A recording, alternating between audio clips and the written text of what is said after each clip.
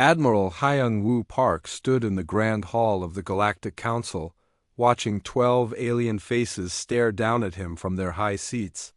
The massive chamber stretched up into darkness, its walls covered in symbols from 1,000 worlds. 300 years had passed since humans first joined this council. 300 years of loyalty, of sacrifice, of proving themselves worthy. Now it all meant nothing. "The vote is final," announced Councillor Vexstar, his voice echoing through the chamber. The tall, blue-skinned alien's 4 eyes showed no emotion. "Earth will serve as the shield while we evacuate to the outer galaxies." Hyun-woo kept his face calm, but his hands wanted to shake. "Counselor, my people have served faithfully. We've fought your wars, we've shared our technology. You've done your duty?" interrupted Counselor Zenth, her snake-like body coiling around her floating platform. "And now you'll do it one final time." The other council members nodded in agreement. 12 species, each ruling thousands of worlds, each with billions of citizens to protect. And they had decided that humanity would die so they could live. The Devourers were coming, everyone knew this. The ancient machines had already consumed 3 entire star systems, turning planets into dust and stars into fuel for their endless hunger. Nothing could stop them, nothing could fight them. The only hope was to run far enough, fast enough, to escape their notice, but someone had to stay behind. Someone had to make noise, to draw their attention, to buy time for the evacuation. The Council had chosen Earth. "How long do we have?" Hyun-woo asked quietly. 72 hours, Vexstar replied. "Our fleets will surround your system to ensure compliance. You will surrender all military vessels and advanced technology. Your people will fight the Devourers with whatever remains. And then? Then you die as heroes," Zenth said, as if this was a gift. Hyun-woo nodded slowly. "I need to return to Earth to inform my government. You may go." Vexstar waved a clawed hand. "Remember, Admiral, any attempt to flee will be met with force. Earth's sacrifice ensures the survival of galactic civilization." The Admiral turned and walked toward the exit, his military boots clicking on the crystal floor.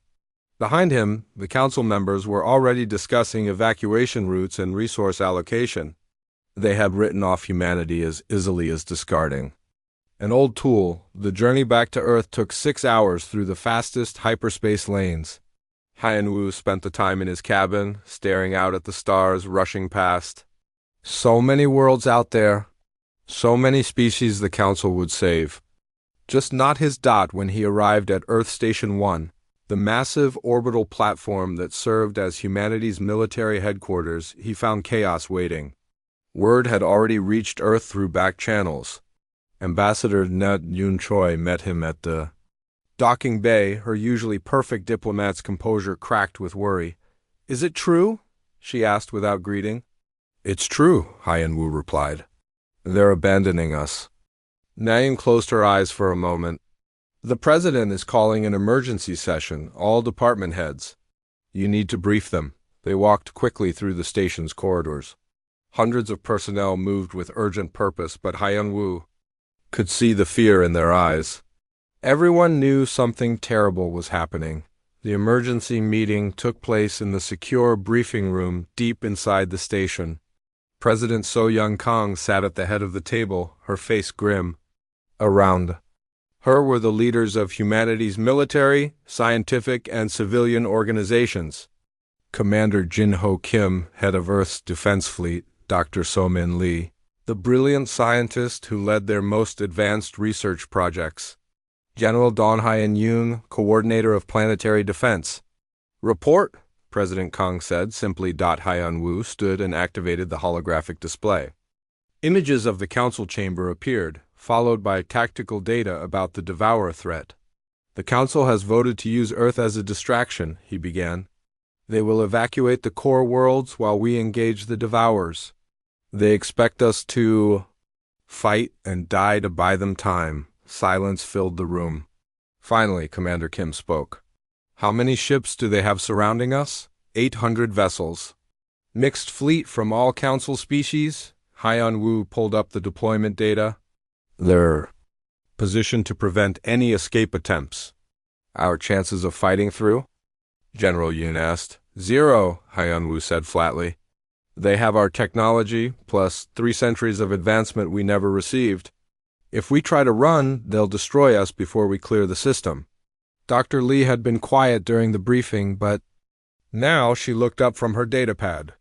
What if we don't try to run through them? Everyone turned to look at the scientist. She was young for her position, brilliant in ways that sometimes made even other scientists uncomfortable. Her research into temporal physics had produced theories that bordered on impossible. Explain, President Kong said. Dr. Lee stood and walked to the display. For 5 years, my team has been working on a project called Exodus Protocol. We've been studying dimensional phase shifting, the ability to move objects not just through space, but outside normal space-time entirely. That's theoretical, Commander Kim protested. Not anymore, Dr. Lee replied. We've successfully shifted small objects, mice, plants. They disappear completely from our reality, then return unchanged. We've been preparing for a full-scale test. The room erupted in discussion. Some excited, some skeptical, all desperate. For any hope, President Kang raised her hand for silence. Can it work on this scale? Can we move Earth itself? Not just Earth, Dr. Lee said, her voice growing stronger. Every human colony, every ship, every person. We can phase shift our entire civilization out of this dimension. Where would we go? Ambassador Choi asked. To a parallel space where the same physical laws apply, but where we'd be completely invisible to anyone in this dimension, including the devourers. Hyunwoo studied the data Dr. Lee was showing. How long to prepare? 48 hours if we start immediately, but it means abandoning everything we can't take with us. Our cities, our infrastructure, our history with the galactic community. Better than being dead, General Yun said grimly. President Kang looked around the table. This is our choice. Stay and die as the Council's shield, or disappear entirely and build a new life somewhere else. There's something else, Dr. Lee added quietly. The phase shift isn't just spatial. It affects temporal flow as well. Time will move differently. For us, we might experience decades while only years pass here. Meaning? Meaning that when we return, if we ever return, everything we knew will be gone. The Council, the Devourers, this entire galactic civilization will be alone. The weight of that revelation settled over the room. They weren't just talking about running away. They were talking about stepping outside of history itself. Admiral Hyunwoo thought about the Council members, so confident in their decision to sacrifice humanity. They expected Earth to die quietly, to play their assigned role as victims. Instead, humanity would simply vanish, taking all their knowledge and capabilities with them. I vote yes, he said firmly. Let them face the devourers without us. One by one, the others agreed. President Kang was the last to speak. Dr. Lee, begin immediate preparations. Commander Kim, start evacuating non-essential personnel to the colonies. Make it look like normal rotation. Admiral Park, return to the Council. Tell them we accept our fate. Keep them calm until we're ready. And then, Na-Yun asked. Then we, show them what happens when you betray humanity, President Kong replied. We disappear. The meeting ended and everyone rushed to their tasks. In 48 hours, human civilization would cease to exist in this reality. The Council would find empty worlds where humanity once lived. No bodies, no destruction. No trace that they had ever been there at all. The greatest vanishing act in galactic history was about to begin. The next morning, Earth looked normal from space. Ships moved between orbital stations. Trade continued with alien merchants who had no idea what was coming. On the surface, cities buzzed with their usual activity. But beneath this calm surface, the largest secret operation in human history was beginning. Dr. So-Min Lee stood in her laboratory, surrounded by machines that hummed with dangerous energy. Her team of 50 scientists worked around the clock, making final adjustments to the phase shift generators. These devices would tear holes in reality itself, allowing entire worlds to slip through into parallel space. Status report, she called. Out to her assistant, Hai-1 Zhang. Generator 1 is at 92% efficiency, Hai-1 replied, checking her readings. Generator 2 needs calibration, but we'll have it ready in time. Dr. Li nodded and walked to the central control station. The displays showed a map of human space. 47 colonies scattered across 30 star systems. Each would need its own phase shift generator. Each would have to activate at exactly the same moment or the entire operation would fail. Dr. Li, called engineer Yu Jin-song from across the lab. She was humanity's best ship designer, responsible for retrofitting the fleet with phase drive technology. We have a problem. Dr. Li hurried over to Yu Jin's workstation. The engineer was studying data from the orbital shipyards where hundreds of human vessels were being secretly modified. The council ships are scanning everything that moves, Yu Jin explained. They're not just watching for escape attempts. They're analyzing our technology. If they detect the phase drive modifications, they'll realize what we're planning, Dr. Li finished. Can we hide the signatures? I'm working on it. But we need more time. Time was the one thing they didn't have. Dr. Li checked the countdown timer on her display. 36 hours until the Devourers arrived. 36 hours until the Council expected Earth to begin its final battle. Captain Taeho Lim was having similar problems in deep space. His ship, the Pathfinder, was humanity's fastest exploration vessel, equipped with experimental engines that could outrun anything the Council had built. His mission was to scout the parallel dimension and find suitable coordinates for humanity's new home, but the Council fleet was tracking every human ship that moved. Captain, his navigator called from the bridge. Council destroyer approaching. They're demanding to inspect our cargo.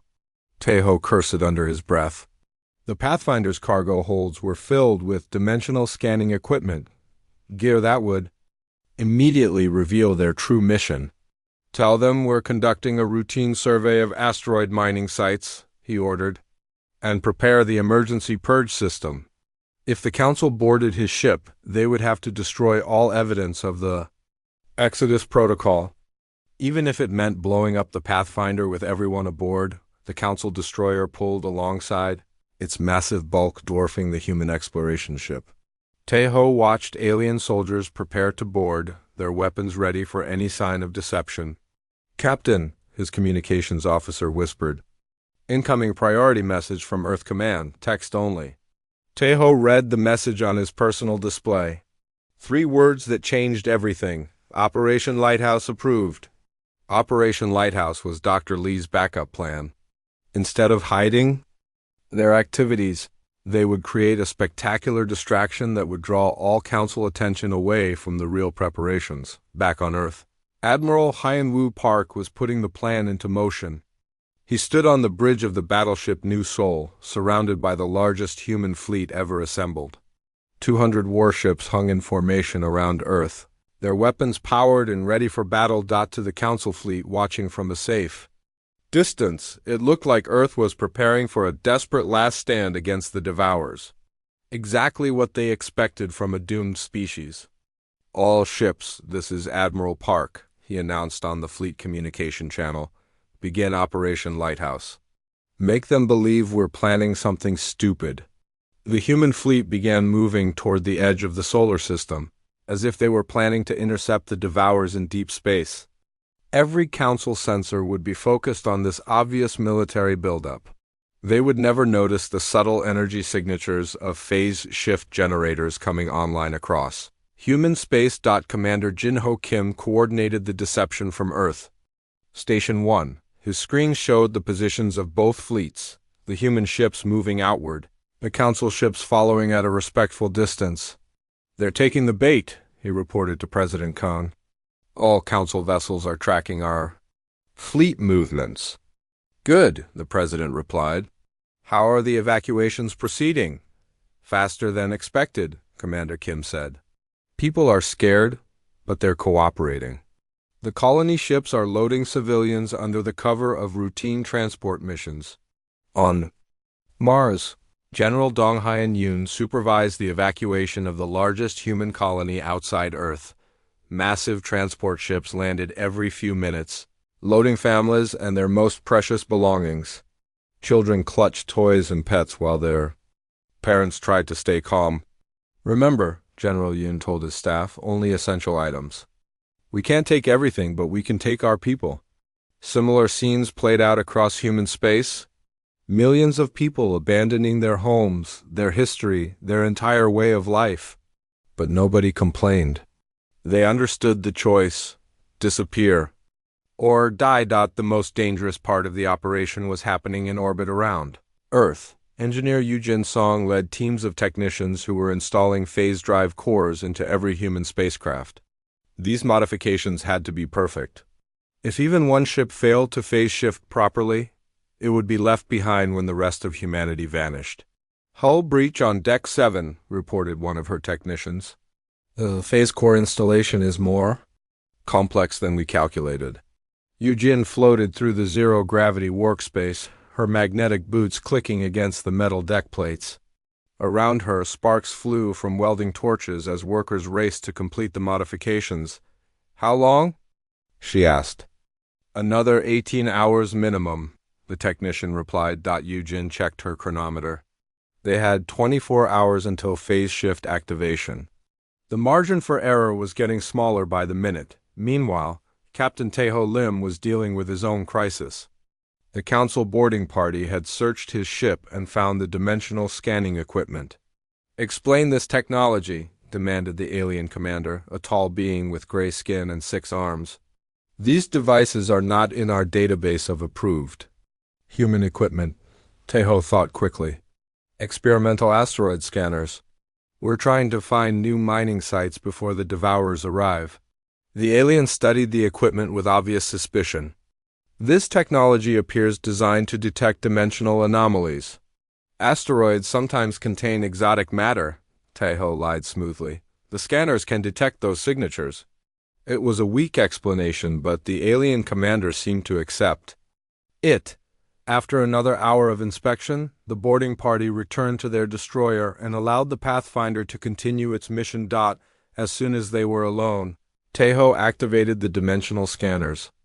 The parallel space that Dr. Lee had described was real. It existed alongside normal reality, separated by barriers so thin that specialized equipment could pierce through. "Captain," his science officer called out excitedly, "I'm detecting habitable systems in the parallel dimension.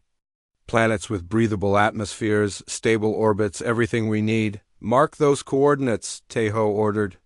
"Transmit them to Earth Command on the emergency channel." The data reached Dr. Lee's laboratory within minutes. She studied the readings with growing excitement. The parallel dimension wasn't empty. It contained entire galaxies that had never been touched by the Devourers or the Council. Humanity would have room to grow, to explore, to become something greater than they had ever been. "Begin final calibration," she ordered her team. "We have our destination." Across human space, the final preparations accelerated. Families boarded evacuation ships. Military units took positions to maintain the deception. Scientists made last-minute adjustments to equipment that had never been tested on such a massive scale. Admiral Park received regular updates from all sectors. The Council fleet continued to watch the human military buildup, never suspecting that the real evacuation was happening behind their backs. "Admiral," his communications officer reported, "incoming message from Earth Command. Phase shift generators are ready for activation." Park nodded grimly. In 12 hours, humanity would either achieve the impossible or destroy themselves trying. There was no middle ground, no backup plan, no second chance. "Signal all ships," he commanded. "Final phase of Operation Lighthouse begins now. Make them think we're heroes preparing for our last battle." The human fleet accelerated toward the edge of the solar system. Weapons charging, shields raised, every sensor focused on the approaching darkness where the Devourers waited. To any observer, it looked like a magnificent gesture of defiance. None of them suspected that by tomorrow there would be no humans left to fight anyone at all. The phase shift began at exactly midnight, Earth Standard Time. Dr. So-Min Lee watched her instruments as reality itself started to bend around humanity's worlds. The generators hummed with power that made the air itself vibrate. Energy readings climbed to levels that should have torn the machines apart, but somehow they held together. Phase variance at 30%, called out Haiwan Jiang from her station. All colonies reporting successful initiation. Through the laboratory windows, Dr. Lee could see the stars beginning to change. Not moving exactly, but shifting in ways that hurt to look at directly. The parallel dimension was opening like a flower, revealing spaces that existed alongside normal reality but remained completely hidden from it. 50% phase variance, Haiwan reported. We're halfway. There. On Earth's surface, President So-Young Kong stood in the Situation Room deep beneath the capital city. Around her, screens showed the status of every human world. Green lights indicated successful phase shifting. So far, all lights were green.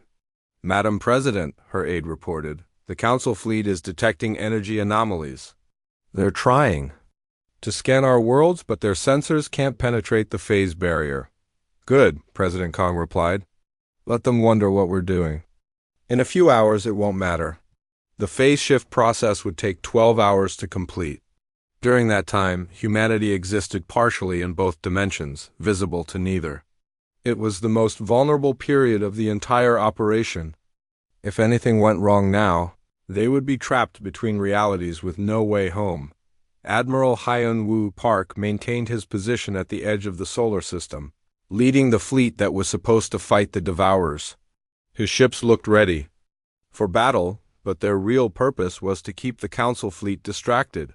Admiral, his tactical officer reported, Council ships are moving closer. They want to observe our battle preparations. Let them watch, Park replied. Give them a good show. The human fleet performed combat maneuvers that looked impressive but served no real purpose. Ships formed attack formations, fired test shots at asteroids, and transmitted tactical data on open channels where the Council could intercept it. Everything designed to make them believe humanity was planning a heroic last stand. Meanwhile, the real evacuation continued in secret. Transport. Ships loaded with civilians slipped away from human worlds, their phase drives hiding them from all sensors.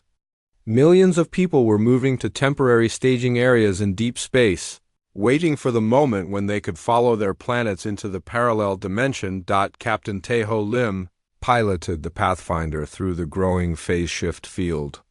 His ship was the first to fully enter the parallel dimension, serving as a scout for the rest of humanity. What he found there amazed him.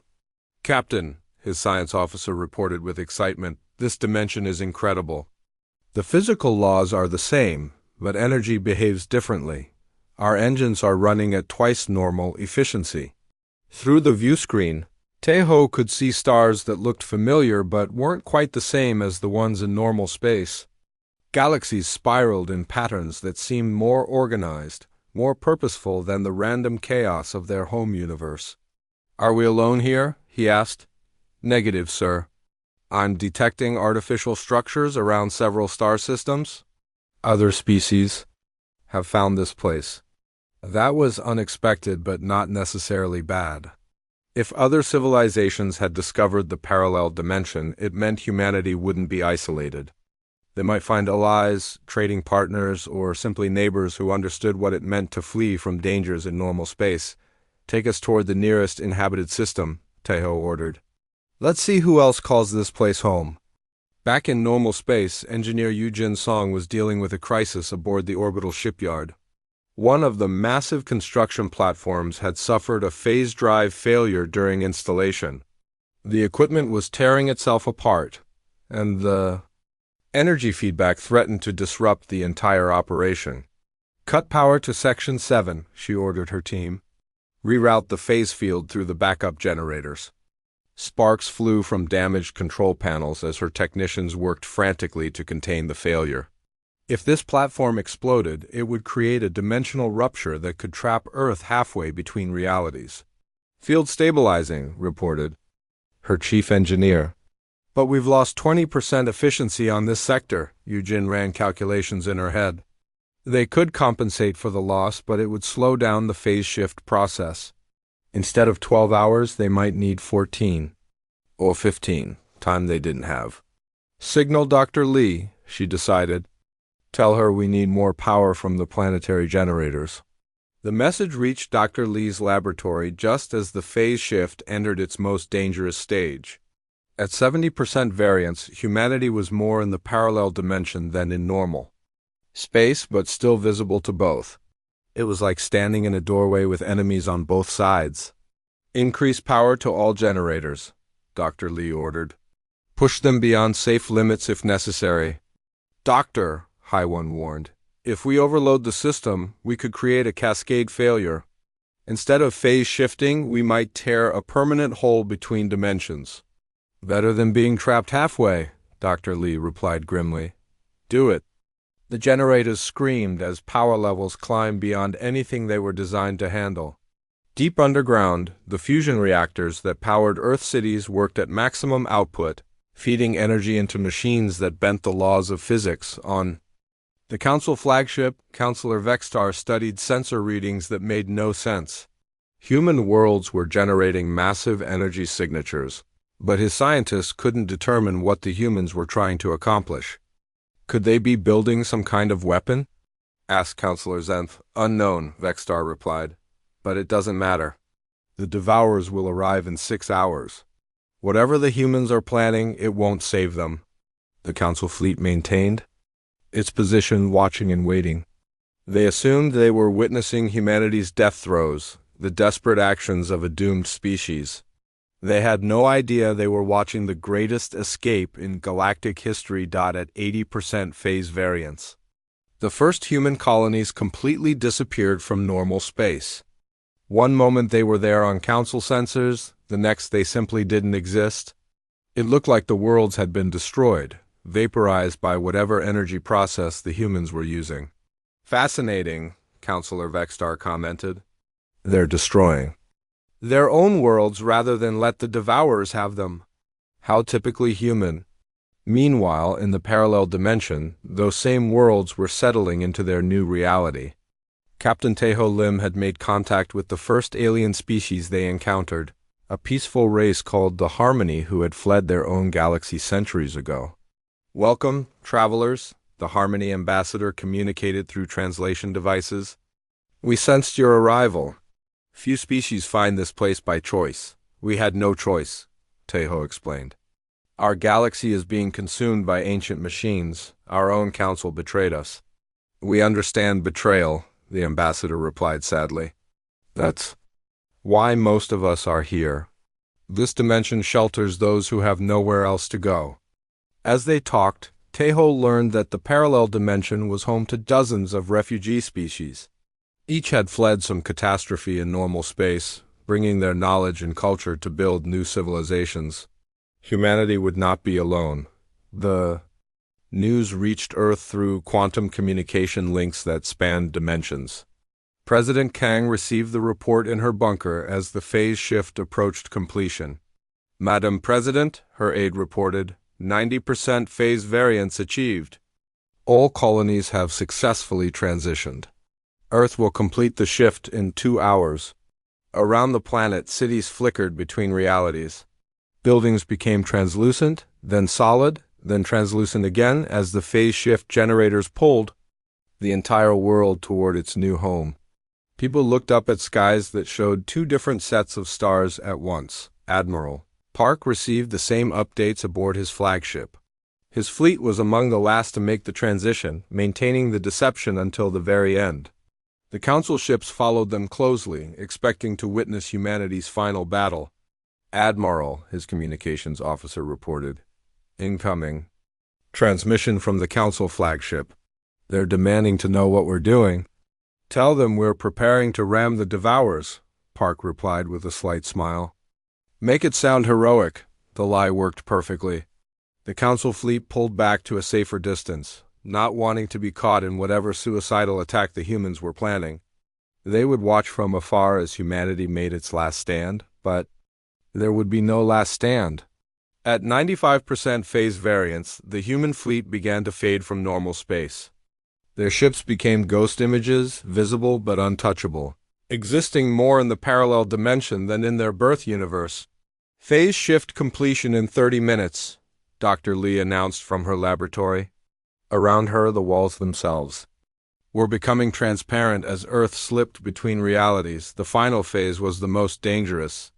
At 99%, humanity would be almost entirely in the parallel dimension, but still connected to normal space by threads of energy, thinner than atoms. If anything disrupted those connections, they would be lost between dimensions forever. All generators at maximum power, Haiwan reported. Field cohesion holding steady. Through the fading walls of her laboratory, Dr. 200 years had passed in the parallel dimension, though only 50 years had gone by in normal space. Time moved differently here, flowing like a gentle river instead of rushing like a flood. Humanity had not just survived in their new home. They had evolved into something magnificent. Sage Wu Jin Shin floated in the meditation chamber of New Seoul Station. His consciousness extended across multiple phases of reality. He was still human in his thoughts and memories, but his body could exist in several dimensions at once. Around him, energy patterns danced in colors that had no names in the old world. The observers report another disturbance. His assistant informed him through direct thought transmission.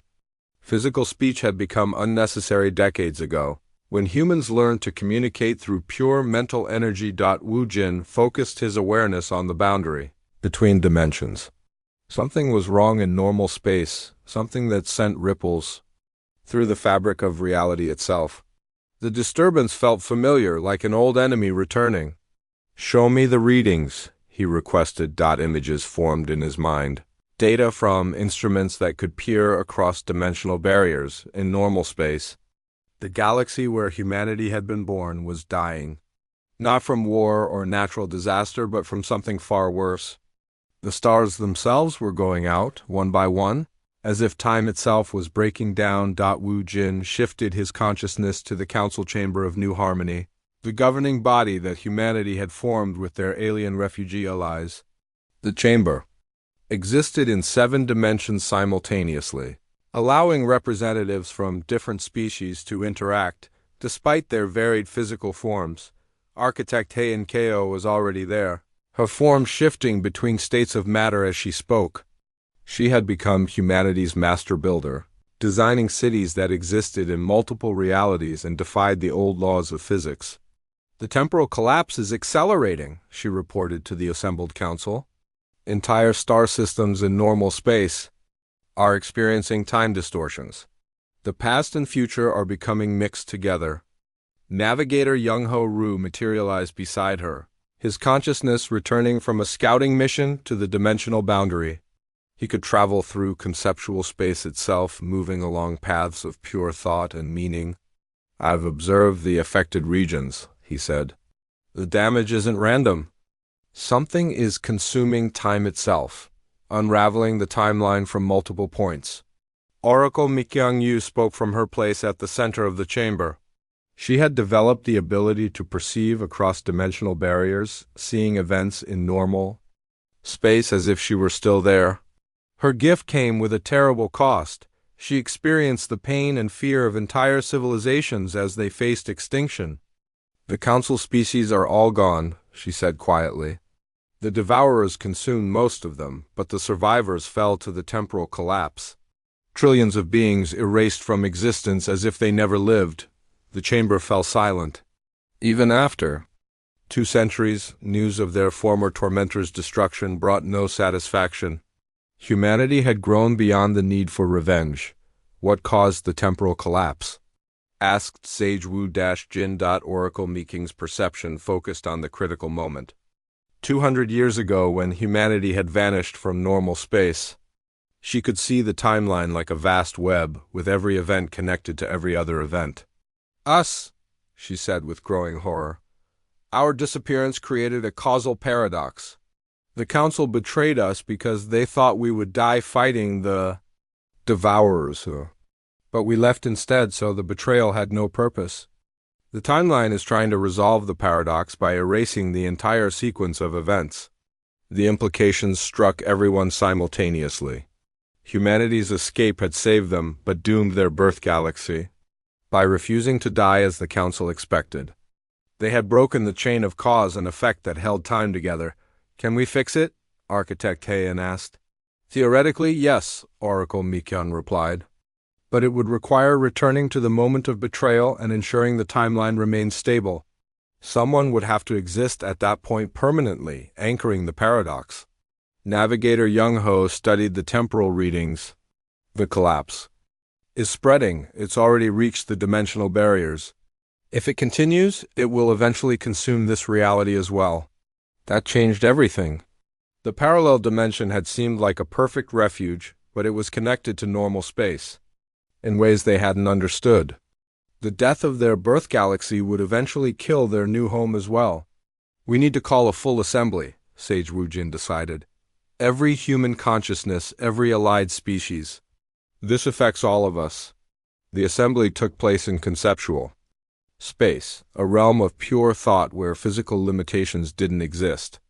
Millions of human consciousnesses gathered, along with representatives from 37 alien species who had joined their dimensional society. President Dejin Cho, who had succeeded the original government when humanity transcended physical politics, addressed the assembly. She existed as a pattern of organized energy, her thoughts visible to everyone present. We face a choice, she began. We can remain here and eventually die when the temporal collapse reaches us, or we can attempt to repair the timeline and save both realities. The debate that followed lasted for days in accelerated time. Some argued for isolation, believing humanity had already sacrificed enough for a galaxy that had betrayed them. Others insisted they had a moral obligation to prevent the extinction of all life in normal space. Entity Jason spoke for the isolationists. He had evolved furthest from human form, becoming a distributed consciousness that existed across multiple star systems. We owe them nothing. They chose their fate when they betrayed us. Guardian the Jin Cho argued for intervention. She had become the protector of dimensional boundaries, responsible for keeping the parallel dimension safe from external threats. This isn't about them, it's about us. If we don't act, we'll die too. The debate continued until Oracle Mikyung made a shocking discovery. Her perception had penetrated deeper into the timeline, revealing the true scope of the problem. The temporal collapse isn't just affecting our birth galaxy, she announced. It's spreading to other galaxies, other realities. The paradox we created is unraveling the entire universe. That revelation ended the debate. Humanity couldn't hide in the parallel dimension while all of existence died around them. They had to act even if it meant sacrificing everything they had built. What would we need to do? President Cho asked. Oracle Mikyung projected her findings into the shared consciousness. We need to create a stable time loop. Someone has to return to the moment of betrayal and ensure that the timeline remains consistent.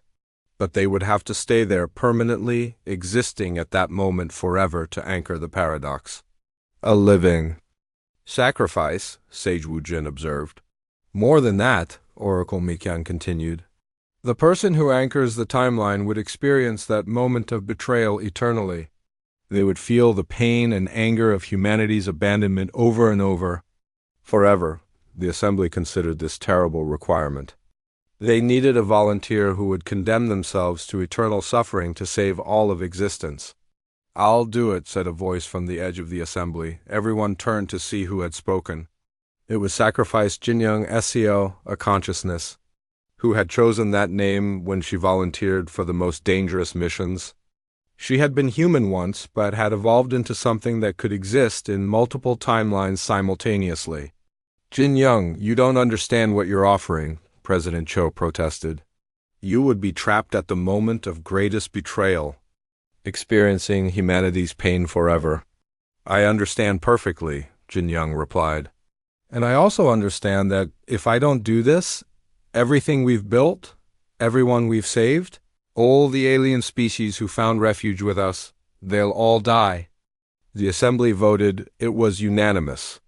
Jin Young Seo would return to the moment of betrayal and anchor the timeline, condemning herself to eternal suffering to save all of existence. But first, They had to figure out how to do it without destroying themselves in the process. Navigator Young-ho began plotting the course through conceptual space.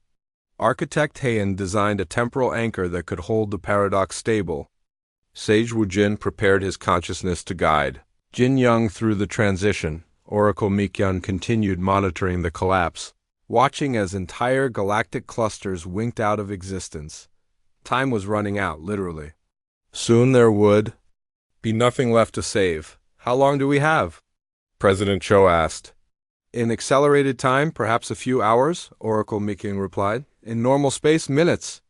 The greatest rescue mission in history was about to begin. Humanity would try to save the very galaxy that had betrayed them, knowing that success would cost them one of their own forever. The preparation for the timeline repair began immediately. In the parallel dimension, humanity's greatest minds worked together to solve a problem that had never been attempted before. They needed to send a living consciousness back through time. While maintaining the stability of both realities, entity Jisung-oh, despite his earlier objections, offered his distributed consciousness to help design the temporal anchor. He existed across multiple star systems, making him uniquely qualified to understand the mathematics of paradox resolution. The anchor point must be precise, he explained to the assembled scientists. Jin Young will need to arrive at the exact moment when Admo Park received the Council's betrayal. Not a second before or after, or the timeline will remain unstable. Healer Dae-young Kim joined the project, bringing her expertise in reality repair. She had spent decades learning to fix dimensional damage, healing tears in space-time caused by careless experiments. Now she faced her greatest challenge. The temporal stream is badly damaged, she reported after examining the data. The paradox has created multiple fracture points. Even if we anchor the original betrayal, we'll need to repair the secondary damage. Witness Subin Lee arrived from her observatory at the edge of conceptual space. She had evolved the ability to perceive all possible timelines simultaneously, seeing every choice and consequence as it branched through reality. I've mapped the fracture points, she announced. There are 17 major breaks in the timeline, each one threatening to create its own paradox. We'll need to repair them all at once, or the fixes will cancel each other out. The complexity was staggering. They weren't just trying to repair time, they were trying to rebuild it from scratch while preventing it from noticing what they were doing. Guardian. The Jincho brought disturbing news from the dimensional boundaries. The collapse is accelerating. It's reached the local group of galaxies. We have perhaps an hour before it breaks through into our dimension. Sacrificed Jin Young SCO spent her final hours in meditation, preparing her consciousness for eternal imprisonment. She would experience the moment of humanity's betrayal forever, feeling the pain and anger on an endless loop. But she would also prevent the extinction of all life in the universe. Are you certain about this? Sage Woo-jin asked her during their final conversation. I've never been more certain of anything, Jin Young replied. When we fled the Council's betrayal, we thought we were escaping. But we were really just postponing the choice. Now we get to make it properly. What choice? Whether humanity's greatest strength is running away or standing up for what's right even when it hurts. The technical preparations were nearly complete. Architect Heian Ko had designed a temporal gateway that could pierce through the dimensional barriers and reach back to normal space. Navigator Young-ho Roo had plotted the course through the chaotic streams of broken time. But Oracle Mikyung-yu made a final discovery that changed everything. I can see the moment of betrayal more clearly now, she reported to the leadership. The Council didn't just betray humanity randomly. They knew about our temporal research. They were afraid we would use it to escape, so they acted first to trap us. That makes no sense, President Cho protested. If they knew we could escape, why try to sacrifice us? Because they didn't understand the technology, Oracle Mikyung explained. They thought our temporal research was just for communication, not dimensional travel. They betrayed us to prevent us from warning other species about their plans. The implications were staggering. The Council's betrayal hadn't been about sacrificing humanity to the Devourers. It had been about preventing humanity from exposing the Council's intention to abandon the entire galaxy while saving only themselves. They were planning to betray everyone, Sage Wujin realized. Not just us. Every species in the galaxy, Oracle Niken confirmed. Humanity was just the first to be silenced. This revelation changed the moral equation completely. By escaping, humanity hadn't just saved themselves, they had prevented the Council from completing a galactic genocide. The temporal paradox existed because the timeline couldn't resolve the contradiction between the Council's evil plan and their actual defeat. We're not just repairing time, Entity Sung-O observed. We're choosing which version of history becomes real. The one where the Council succeeds in their genocide, or the one where they're stopped? Then we make sure they're stopped, President Cho declared. But without destroying the timeline in the process. The final plan took shape. Jin Young would anchor herself at the moment of betrayal, but she wouldn't be alone. The entire human consciousness network would maintain a connection with her, sharing the burden of eternal suffering while keeping her sane. It's not a perfect solution, Healer Da-Young admitted. She still experienced the pain, but she won't have to bear it alone. I accept those terms. Jin Young said firmly. The temporal gateway opened like a flower of pure energy, its petals made of crystallized time. Through it, they could see the Council chamber where Admiral Park had received news of humanity's betrayal 200 years ago, but the view was wrong. Instead of a single timeline, they could see multiple versions of the same scene playing out simultaneously. In some, Admiral Park accepted the betrayal quietly, in others he tried to fight. In a few, he never received the message at all. The paradox has created temporal echoes, Witness Subin explained. We need to collapse all the alternate timelines into a single stable version. Which version do we choose? Navigator Young-Ho asked. Oracle Mi-kyung studied the possibilities. With her enhanced perception. The one where Admiral Park receives the betrayal, but humanity is already prepared to leave. Where our escape becomes a choice rather than a desperate flight. That timeline doesn't exist yet, Guardian Dajin pointed out. Then we'll create it, Jin Young declared. She stepped toward the temporal gateway, her consciousness already beginning to stretch across multiple realities. I'll anchor the moment of betrayal, but I'll change what it means. Instead of a surprise attack, it becomes the trigger for a planned escape. The energy required for such a massive timeline alteration would have destroyed a normal planet. But humanity had evolved beyond physical limitations. They drew power from the thoughts and dreams of 37 species, channeling the combined will of trillions of consciousness into a single focused effort. Jin Young stepped through the gateway and vanished into the past. The effect was immediate and reality-shaking. In the parallel dimension, the collapse stopped spreading. The dimensional barriers stabilized. The fracture points in time began to heal themselves as the paradox resolved, but in normal space, something even more dramatic was happening. The timeline was rewriting itself, retroactively changing history to create a stable causal loop. In the new timeline, Admiral Park received the Council's betrayal message exactly as before. But this time, he smiled instead of showing shock. Humanity had been expecting this betrayal for years, preparing for it, planning their escape down to the smallest detail. Signal all ships, the new version of Admiral Park commanded. Execute Exodus Protocol. It's time to leave. The Council fleet watched in confusion as humanity began their phase shift openly, no longer hiding their preparations. They had expected fear and desperation. Instead, they saw careful organization and determined purpose. What are they doing? Counselor Vexstar demanded. They're leaving, replied his science officer with obvious amazement. The entire human civilization is shifting out of normal space. Stop them. I can't, sir. Their technology is beyond our understanding. In the parallel dimension, Oracle Mi-kyung watched the new timeline stabilize. The paradox was resolved. Humanity had escaped not as desperate refugees, but as a species that chose their own destiny, but the cost was terrible. Jin Young existed now at the moment of betrayal forever, experiencing it as an eternal present. She felt the Council's treachery, humanity's anger. and the weight of choosing to save a galaxy that had condemned them, yet she wasn't alone. Through the consciousness network, every human shared a fraction of her burden. They felt her pain, but they also felt her determination. Her sacrifice became their strength. Status report, President Cho requested. Timeline stable, Oracle Mi-kyung confirmed. Paradox resolved, both realities are secure, and Jin Young, anchored at the betrayal moment but connected to all of US. She's in pain, but she's not suffering alone. In normal space, the new timeline continued to unfold.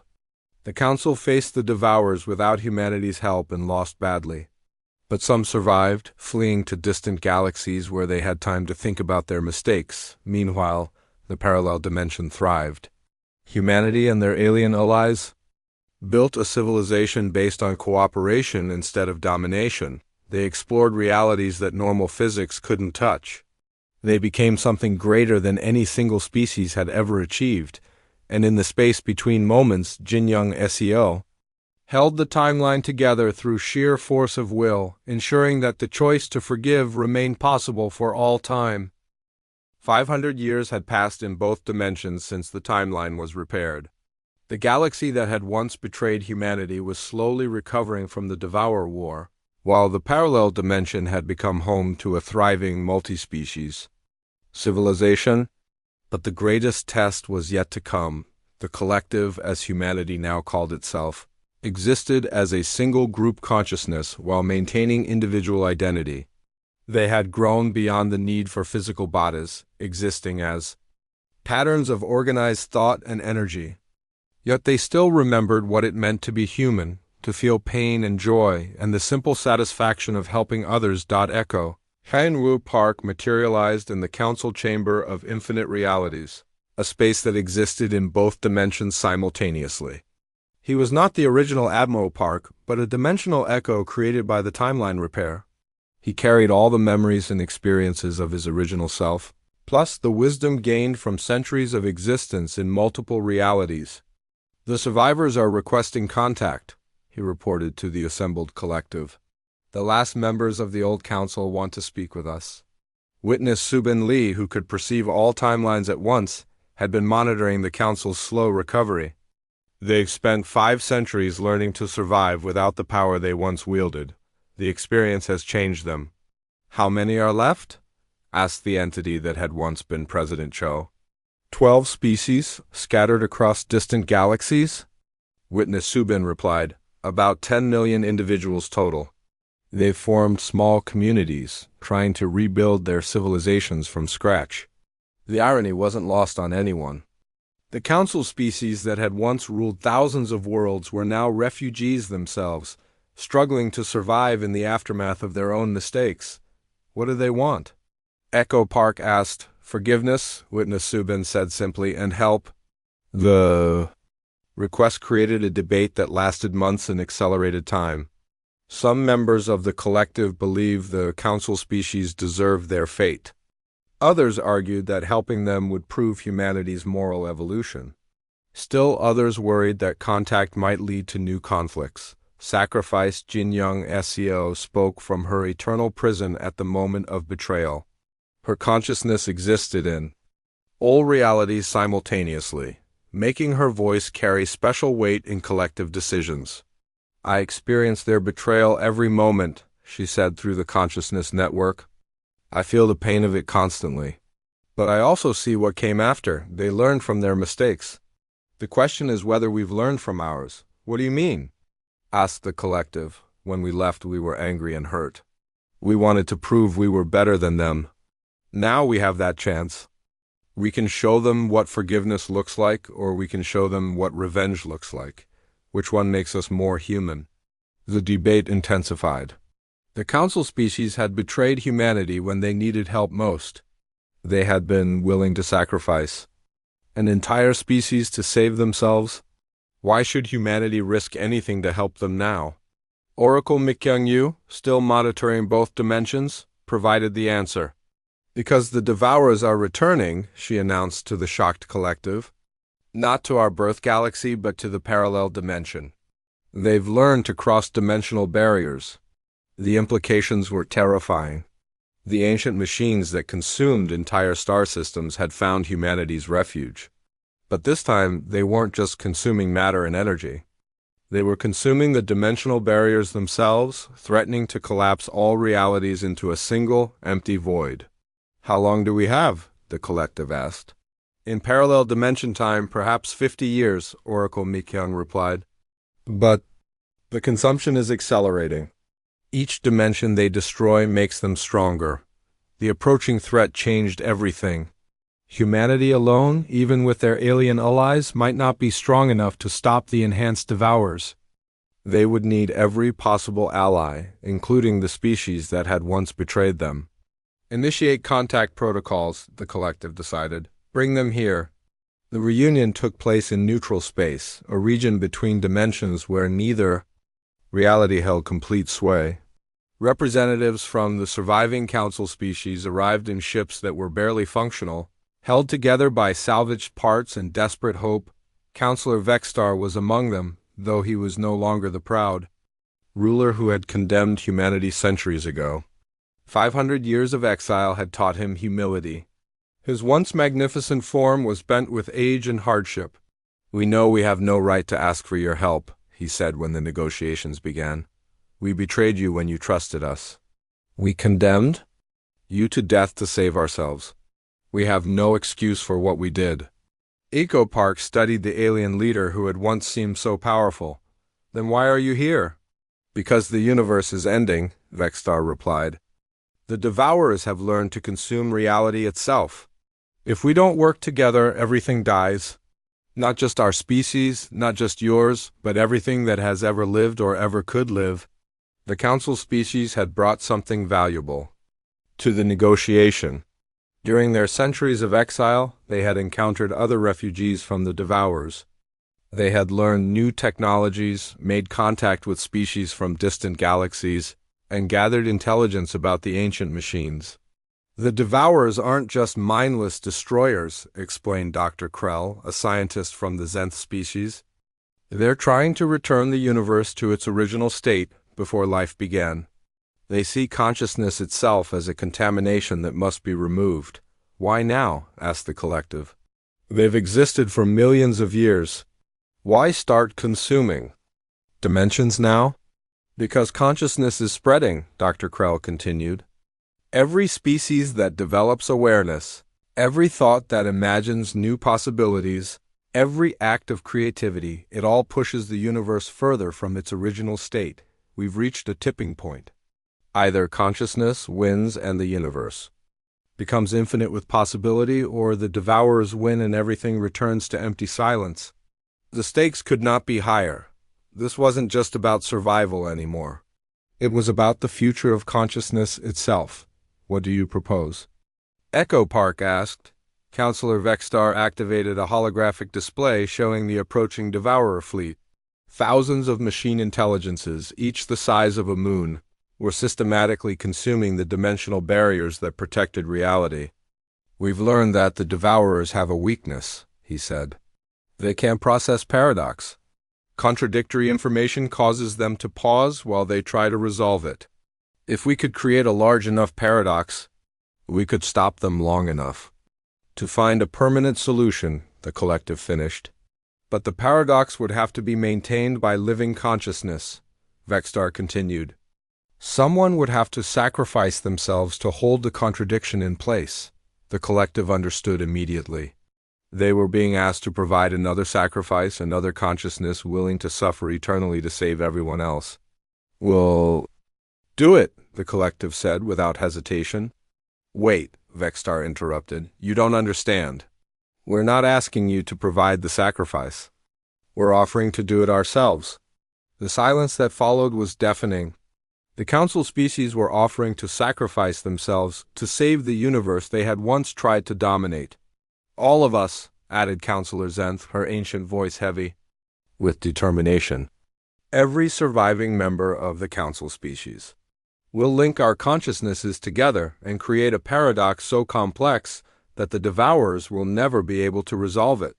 That would mean eternal suffering for all of you," the collective pointed out. "Yes," Vexstar agreed, "but it would also mean redemption. We failed the universe once by choosing ourselves over others. This time we choose others over ourselves. The plan that emerged was elegant in its simplicity. The council species would create a massive paradox by simultaneously existing and not existing, being betrayers and saviors, destroyers and protectors. The contradiction would be so fundamental that the devourers would be frozen in place, unable to process the conflicting information.